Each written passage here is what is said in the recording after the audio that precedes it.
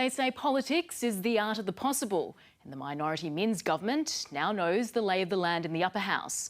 It faces the prospect of having to compromise with several minor parties to pass legislation. The new faces include the first Legalise Cannabis MP. Anticipation builds as the upper house results are confirmed. The 21st and last spot, a loss for the Animal Justice Party, but an emotional win for the Liberal candidate. It's been a long campaign. It's been a long wait, 3-4 weeks for the result. 21 candidates have been elected for the next 8 years. The Labor government has secured 8 spots, the Liberal Nationals coalition 7 and the Greens 2. I mean, we always see unusual sort of things that happen in that final preference count.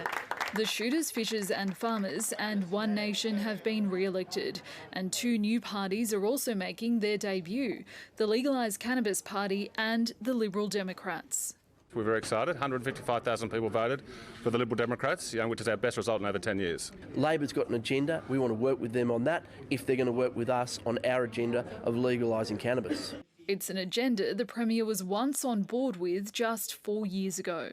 But a spokeswoman for Chris Minns says his comments were made well before prescriptions for medicinal cannabis were as widely available as they are today. In light of that, his views have changed. And it's time New South Wales got its act together and decriminalised cannabis in this state. But one of his ministers remains open to reform. My personal views haven't changed, but it's not a priority for the government and there are no plans to introduce laws in that space. We're not proposing to make any changes to the legislation around that. But it might be reform Labor has to consider. There are 42 members of the Legislative Council. Once Labor appoints a president, 21 members are needed to pass legislation. That means the government will have to rely on the support of at least 7 crossbenchers. So compromises seem inevitable. Rani Hayman, ABC News, Sydney.